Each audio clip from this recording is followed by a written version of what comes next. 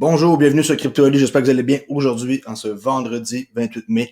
Alors sans tarder, comme d'habitude, on va aller voir le prix du XRP qui a chuté à 89 centimes, à ma grande surprise ce matin, 12,2% depuis 24 heures, alors en baisse de 24,4 depuis 7 jours. Les marchés sont repartis vers la baisse, pourquoi? Les raisons sont multiples, on ne peut pas savoir jamais d'avance.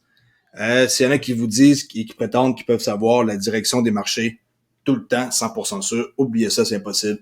On peut donner une opinion, donner une analyse technique, se fier sur les fondamentaux, ça c'est pas pareil, mais de là à savoir la direction du prix, on n'en sait pas. On n'investit pas au hasard comme ça dans la crypto. On investit dans un protocole, dans une blockchain, dans un projet, dans une compagnie qui existe depuis longtemps, comme par exemple Ripple, qui ont beaucoup de partenariats et qui sont installés partout dans le monde pour vous guider le plus possible. J'ai un cours sur Udemy que vous pouvez suivre, gratuit, 2 cours de 2 heures, 4 heures. Allez voir dans la description. Ça va vous permettre au moins d'avoir un aperçu de comment analyser un projet et partir du bon pied, comme on dit. 90 centimes, c'est remonté. Beaucoup d'échanges présentement. 9h25, l'ouverture de New York bientôt. Alors, est-ce que New York regarde la crypto? Je crois que oui. C'est pas juste le S&P 500 puis l'or puis le pétrole qui existe.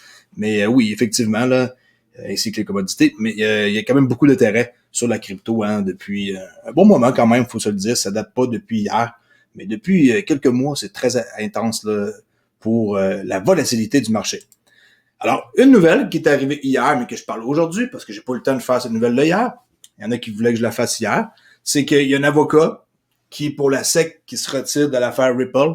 Alors, il s'appelle Dugan Bliss, ici. Il a décidé de se retirer de l'affaire Ripple. Il n'y a pas vraiment de raison, on ne le sait pas. Il y a beaucoup de spéculations. Il se retire parce que le cas est perdu, il veut pas perdre la face. Il se retire parce que, raison X, souvent les avocats de la SEC, ils vont faire carrière là-bas, là, ils vont finir leur vie là. Alors c'est un peu spécial qu'ils soient partis. On connaît pas la raison. Dugan Bliss, avocat principal en plus, auprès de la Security and Exchange Commission des États-Unis, sollicite l'autorisation du tribunal de se retirer de l'affaire de Ripple. L'avocat dit qu'il quitte l'agence après avoir passé plus de 10 ans, ce qui est peu là-bas, 10 ans. Là. Après le départ de Bliss, la SEC sera représentée par les autres avocats, George Terrino, Daphna A. Waxman, John A. Daniels et autres. Le processus de litige est supervisé par l'avocat de la SEC, Preeti Krishnamurti. L'affaire Ripple est toujours dans sa phase de découverte préliminaire, comme indiqué dans le U-Today. La SEC cherche maintenant à augmenter le nombre de dépositions en allant chercher 6 nouvelles personnes de Ripple pour témoigner, là, en gros, là. Puis on sait que ce mois-ci, la juge Sarah Nedberg a donné le feu vert aux demandes de protocole d'accord, les MOU, qu'on appelle, là, pour aller chercher de l'information à l'extérieur des États-Unis, chez des clients, par exemple, de Ripple, pour avoir des papiers, des choses comme ça, là. Et elle a accepté qu'il fasse ça si ça peut être utile aux découvertes. OK? Sur U-Today, une autre nouvelle ici, que Ria Money, c'est très très gros partenaire de Ripple, Ria Money Transfer s'associe à la principale plateforme de paiement Mooney. Pas Money, Mooney. Le client de RippleNet, Ria Money Transfer, s'est associé à la principale société de paiement et de bancaire italienne, Mooney, pour étendre son réseau en Europe. Encore une autre excellente nouvelle. L'Égypte la semaine passée. L'Inde, l'association, avec les Émirats, après ça, Arabes, l'Égypte, l'Inde. Beaucoup de nouvelles avec Lulu Exchange, je parlais là, pour la semaine passée. Beaucoup de partenariats qui se créent et qui continuent. Je vous l'ai dit, quand on construit un réseau, il faut commencer par la base, un peu comme les chemins de fer dans l'ancien temps. Souvenez-vous, vous pensez que le train est arrivé avant ou les chemins de fer, c'est juste pour vous comprendre, là, les rails. On construit les rails d'une ville à l'autre. Ça part dans plusieurs directions. Tout le monde peut être desservi. Ensuite, le train peut rouler. Et le train, c'est XRP. C'est lui qui va servir de bridge, comme on dit, le pont entre quelque chose. Comme par exemple l'euro USD, le bridge entre les deux. L'entreprise qui est leader dans le domaine des envois de fonds transnationaux, Ria Money Transfer, client de Ripple, pour ceux qui ne savent pas, et filiale d'Euronet Worldwide. Vous connaissez ça, Euronet, vu que la plupart de mes abonnés sont des Européens, fait passer le mot sur un partenariat avec la société leader Mooney, comme mentionné dans un communiqué de presse récemment publié. Money est l'une des entreprises leaders en Italie qui combine des services bancaires et des paiements. Alors encore une autre fois, très très bon, il y a 45 000 terminaux en Italie de ça. Ensuite, point de vente dans 20 millions de nouveaux clients, puis ça effectue 200 millions de transferts d'argent sur une base annuelle. Alors, c'est quoi ça? C'est pas encore une bonne nouvelle. J'espère que vous voyez le potentiel de tout ça et la collaboration qu'il va y avoir entre Ripple et RIA.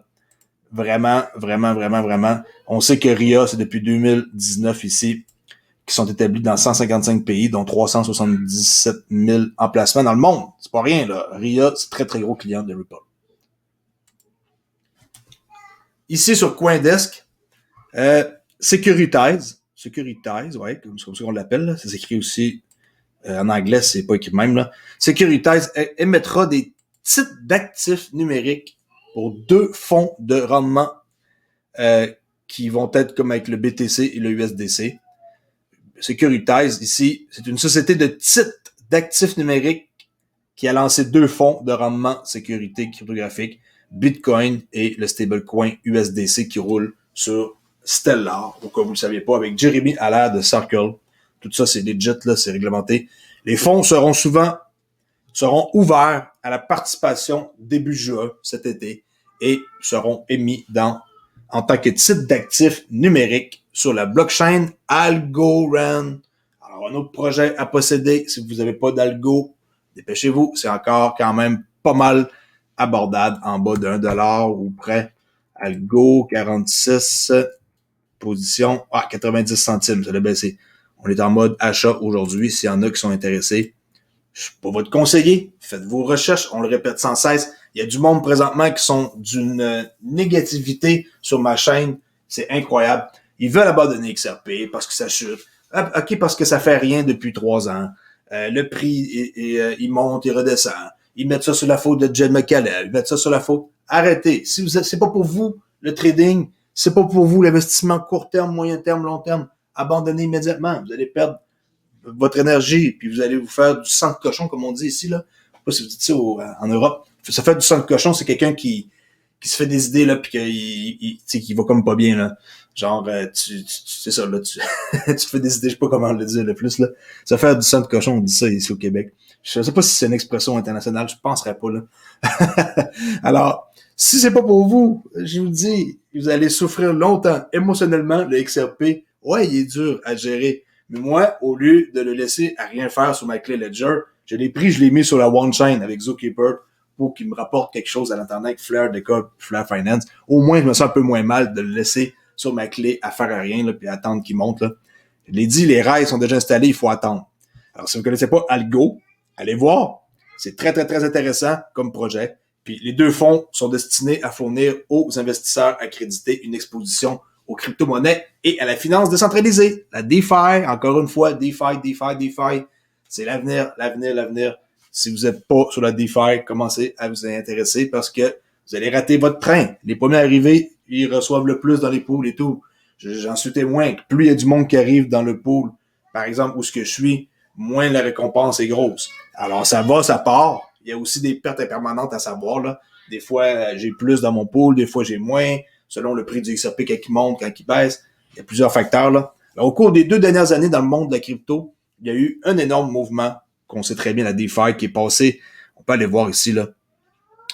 DeFi, comment que ça l'a pompé, là, depuis une année. Écoutez, c'était, il y a maintenant le marché de la DeFi. Regardez, 88 milliards. Ça l'a baissé, là, c'est sûr, là. C'était plus que ça, là. On s'entend, là, max. Ils ont mangé un peu leur claque, là. On s'entend, là, c'est normal, là. Mais regardez à combien que c'était il y a presque peu. On était dans les 138 milliards de dollars, 143. Là, on a mangé une bonne claque comme tout le monde, là, depuis le 19 mai, là. Mais, quand même, on va remonter, pensez pas que ça va rester comme ça, là. Mais comparé à il y a un an, si on recule, par exemple, là, on est au mois de mai, ici, 28 mai.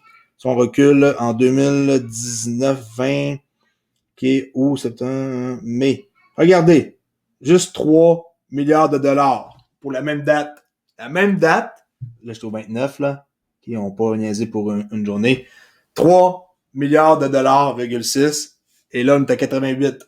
Les 88, parce qu'on vient de connaître un crash. On voit le crash qu'il y a eu. Mais le marché, tu sais, les seins, là, il est dans les 130 milliards, là. 130 versus 3. Faites le calcul, là. 3 versus 130, là, ça fait énormément d'argent qu'il est dans le DeFi. Si vous ne connaissez pas ça, je vous le dis, allez tout de suite vous intéresser à Flare Network. Moi, je suis très heureux d'avoir connu ça.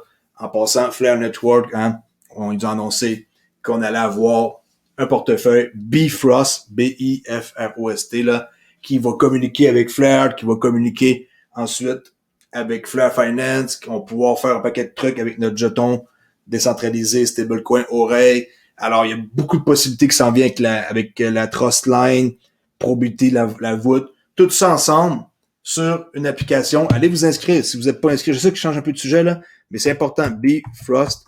Allez vous inscrire pour avoir votre... je pense qu'on ne trouve pas facilement Bifrost. Attendez que j'aille le trouver ici. On va prendre 2 minutes, là. Même si la vidéo est un peu plus longue, c'est pas grave, là. C'est pour votre bienfait. OK. En passant, j'arrive à 5000 abonnés. Allez vous abonner si vous n'êtes pas encore abonné sur ma chaîne. Je vais faire un tirage de XRP à 5000 abonnés. OK. Bifrost, il est où? Apparemment, je le trouve pas. Peut-être que je l'ai passé. Attendez un instant. Bon, OK. Fait que Bifrost Wallet de Toyo Labs. C'est Toyo Labs. Witsy Wine, la gang. OK. Lui, là, faut y faire confiance. Xum Wallet, c'est pareil. Xum, X, U, M, M. Hein, on peut faire affaire. On pouvait utiliser ça pour notre airdrop. Hein, pour faire le lien. Là. Pareil pour XRP Toolkit. Xum, c'est pareil. Là. Alors, eux, c'est la même gang, Toyo Labs, qui ont fait ça, le portefeuille Bifrost Wallet. Allez vous abonner, vous allez voir, c'est super cool. Dans 59 jours, ça va être disponible. Regardez, si on clique sur le site ici, on peut aller mettre notre courriel et dans 57 jours, on va avoir un update de ça, OK? Je continue parce que je me suis égaré, mais c'est pas plus grave que ça. Je vais juste lire quelques petits titres comme ça importants que j'ai trouvés. Alors ici, SoftBank qui envisage les monnaies numériques dans les banques centrales en Afrique du Sud. Vraiment encore une excellente nouvelle. SoftBank a annoncé ce partenariat avec Nuriflex Inc. pour cibler une plateforme de monnaie numérique de la Banque centrale. Cool. Ensuite, on va vite, on continue. Commerce Bank, ça sonne un peu allemand, là. Et LBBW entre en production sur la blockchain Marco Polo. Marco Polo, c'est avec R3. OK.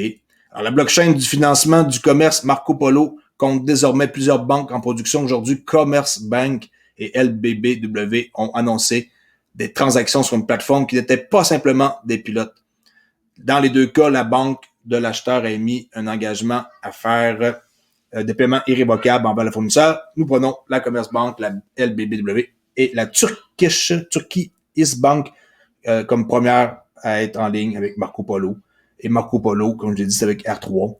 Encore une grosse nouvelle, un gros projet. Et on voit ici que Marco Polo s'était fondé en 2017 par R3 et TradeEX, qui est l'opérateur du réseau et le développeur principal. TradeEX compte des investisseurs comme ING, Accenture client de Ripple. À ce jour, au moins 26 banques se sont inscrites au réseau, dont Daimler, Mitsui. Après ça, ici, on a des acteurs bancaires comme Bank of America, BNP Paribas, que vous devez connaître là en France, hein, c'est clair. BNY Mellon, Bank of New York Mellon et ING.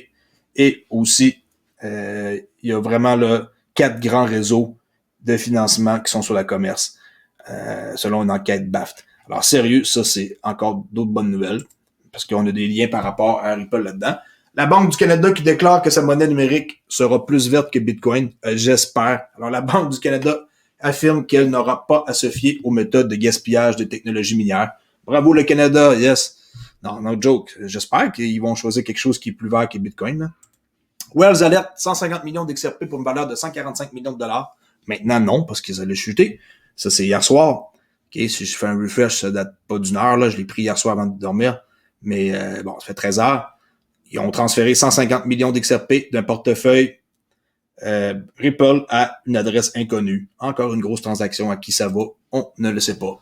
Kevin O'Leary, qui est un Canadien en passant, qui vaut 400 millions de dollars de Shark Tank. Vous savez, là, nous, on appelle ça les dragons en français. Là. Ils invitent des des big shots comme ça, puis ils checkent les projets des gens, puis ils investissent ou pas, là.